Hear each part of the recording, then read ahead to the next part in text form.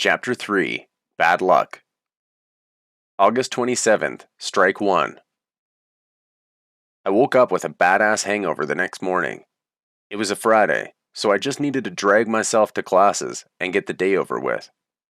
I tried to spark up some weed, but Ethan asked me not to smoke in the room. Ethan was becoming a little sketchier with each day, and I didn't want to chance him ratting on me for smoking weed in the dorms. I obliged and walked to Kurt's room. He was always down for a wake and bake session. When we were done smoking, I walked back to my room to get ready for classes. On the way back, I saw the guy I thought was a cop in the room beside mine.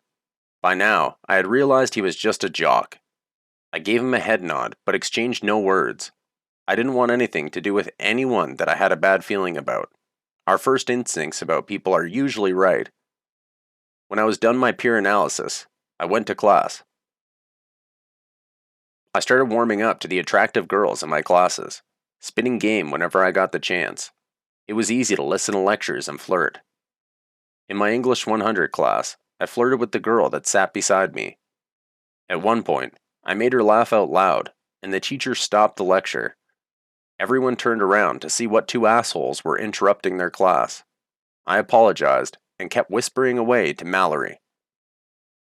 Mallory was a short little blonde with a very athletic build. She was a sweet girl with a relaxed aura around her, which was complemented by her great smile. Her eyes were such a mesmerizing blue that it was impossible not to make eye contact with her when she spoke.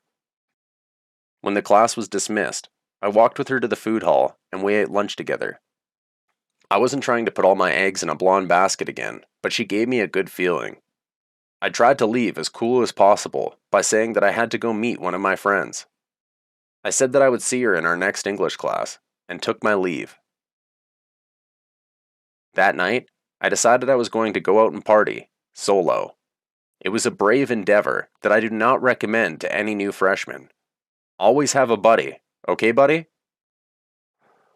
I pre-gamed for a bit with some redneck girls across the hallway. They were from a town called Danville, which couldn't sound any more redneck. They were cute enough to drink with, though, and we had a good time pounding down some bottles of liquor. After I had a buzz of confidence going on, I went out to party on the light side of campus. The university sat in between two residential neighborhoods. One neighborhood was known as the light side of town, and the other was referred to as the dark side. The reasoning behind the nicknames isn't sci-fi related. The dark side of campus lacked street lighting, which made the streets pitch black at night. The only lights cast outside were those from houses' exterior lights. The light side, on the other hand, had amazing lighting, and every street was well lit. There were a few exceptions in some back alleys. Some fraternities also broke lights or removed bulbs so that they could make their backyards darker. I walked around the light side feeling like a big man on campus. I left my one-hitter in my dorm room because I didn't want to get busted with weed that night. I had a feeling before I went out that I was just going to be exploring. I didn't want to end up in the wrong place at the wrong time, stuck with paraphernalia and weed. While I was out exploring, I found tons of different sorority and fraternity parties. It wasn't that hard to find a party in Radford. All I had to do was walk towards off-campus housing. I could see people in the yards of any house parties that were going on. One street alone had more parties on it than I had ever seen collectively. I had never seen that many parties before in my life. The first house I came across had a ton of girls drinking in the yard. I walked into the yard, and I recognized a girl from one of my law classes. Her name was Trish. We started talking and we hit it off. Midway through our flirtation, a girl shouted from the inside of the house. She sounded like a banshee as a bitch as she shouted, "Hey motherfuckers, get off the lawn with cups. Either get inside or go the fuck home." I hadn't heard girls scream at crowds of people like that before. I was instantly attracted. I stopped the conversation with the excuse, "Well, I better go inside and grab a beer." I sensed that indoor parties were somewhat more exclusive, and I walked right in. I felt like I was on a roll with women. There were so many women, it was like shooting fish in a barrel. I went inside to see if I could keep that ball rolling, preferably into some tight-bodied sorostitute's mouth. When I went inside the house, a young girl, that appeared to be a pledge for whatever sorority's house I was in, asked me for $5 if I wanted a cup. The party wasn't huge, and I didn't know how long I'd be staying, so I didn't want to buy a cup. I didn't have a choice because there was now a lineup behind me, and the 4-story house was filled with young students. I couldn't get the $5 out of my pocket fast enough. I took the red plastic cup in my hand like it was a first-place trophy. I couldn't wait to get to the beer. I hadn't had much experience with kegs, other than the party the night before. When I finally got to the keg and was filling up my cup, 2 girls charged to the circle that surrounded the keg. They ripped the pump hose out of my hand. Then one of them said, "House cups!" She was wearing a shirt with Greek sorority letters on it, and I didn't dare question the house. I had no idea what this girl was talking about at first. Then a tiny light bulb went off in my head. She probably lived in the house or was getting the beer for one of her sorority sisters. When they finished, I continued filling up my cup. As soon as my cup was filled and I turned around, Trish was behind me. It was a little scary because she gave off a stalker vibe, but cool because she seemed to like me. There had to be 100 people on the main floor of that house alone, and it was getting hard to breathe. We kept talking and moved outside to get some fresh air. We were still hitting it off when someone tugged on my shirt from behind. I spun around to see a smile I recognized from my English class. It was Mallory.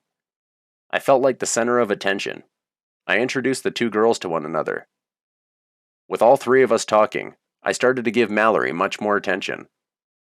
I drank my beer slowly so I wouldn't have to go back inside and risk losing her. Then Trish had to refill her beer, so it was perfect. I started spitting hardcore game to Mallory, and I knew we had instant chemistry. I had a feeling it was going to be on that night. Mallory suggested we leave to find another party, or go back to my room, to blaze, and hang out.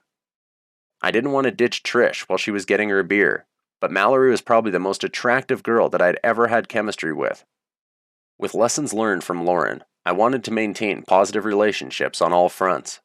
For all I knew, Mallory could be in one of my friends' beds the next day. I remained neutral and said, "Okay, I'm just going to tell my friend that we're leaving." As I turned to walk back into the house, someone grabbed the back of my arm firmly. It made me drop my beer.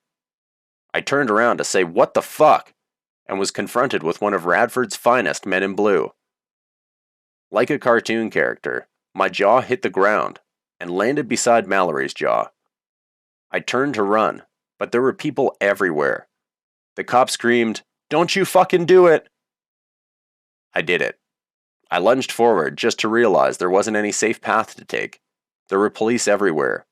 They had 2 patrol cars parked in front of the sorority house, and multiple patrol officers were walking around the property. They were shutting this party down for the night, and I happened to be the little fishy that got busted. I stopped dead in my tracks after a 2-foot run. "You're coming with me, son," the officer said. He looked at Mallory and continued, "You're coming with us too." Mallory looked at me like it was my fault. "Shit, girl. We were both drinking outside underage. What did you think was going to happen to us? We're not invincible." We followed one of the officers to their car, with our tails between our legs. I found it insane that I was getting in trouble for drinking. If I spun in a circle, I could see people drinking in the street, parties still going on, and even people drinking while they were watching us get in trouble.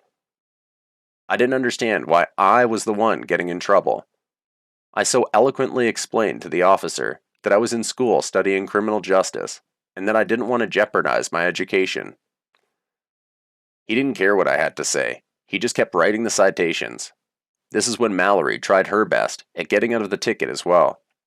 She told him her dad was a police officer in another town in Virginia.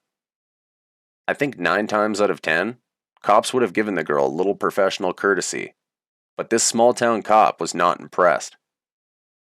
He gave us a long speech about us getting tickets in just our first few days of class. He told us that it would be in our best interest to lay low and stop drinking underage. If we didn't listen to him, we would have a short college career ahead of us. He told us that we may get in trouble on campus as well. He explained that he saw us both because I was so tall and stood out. He saw I had a cup in my hand and saw others drinking outside the house, which gave him probable cause to come onto the property. He said that's when he realized we were underage. He had ruined my night, an unscathed criminal record. It was August 27th, 2004.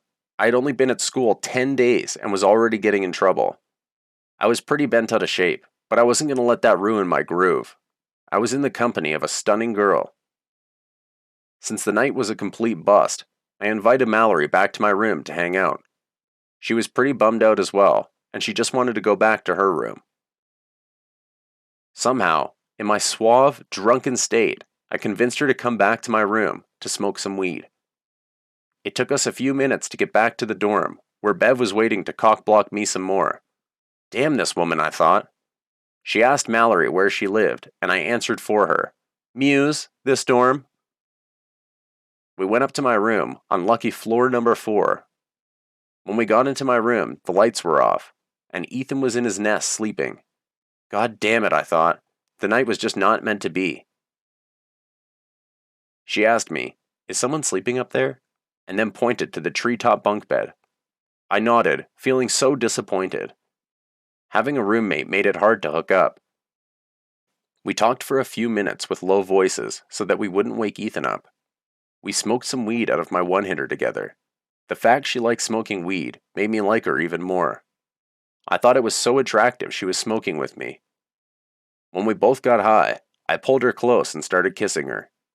It was awesome to kiss someone new, especially someone that didn't taste like cigarettes. Her lips were so soft, and she was a great kisser. I felt like hot shit until she became reserved with kissing me back. This is when I felt like I was trying to eat her face. I'm sure Ethan being in the room didn't make her feel very comfortable. She asked me if I could take her back to her room, and I did.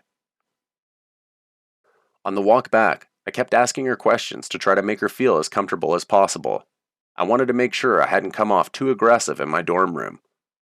When we got back to her dorm, I crowded her at her door to try to sneak in more kisses. She told me that her roommate was in there and I couldn't stay. I did everything I could to try and sleep with her, but it wasn't happening. Part of me felt rejected because something told me she wasn't as into me as I was into her. I just couldn't close the deal. I was always great at closing the deal because I just wanted to please women, but bad at initiating the first kiss. Now in college, I was in the exact reverse situation. When I left her room, I felt lighter, like I could walk on clouds. I got back to my dorm and was greeted by the scowl of Bev. This is about the time I decided I would have to find another way to get into the dorms that wasn't through the main entrance.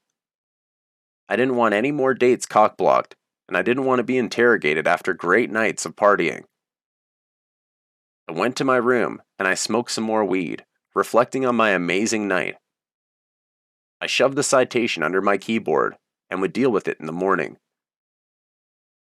I opened up my journal on my computer and wrote down all of the people I had met that night. I added a short description of them and a fact or two about them so that I could remember what I learned when I wasn't drunk. This is the night I got into the habit of keeping good records.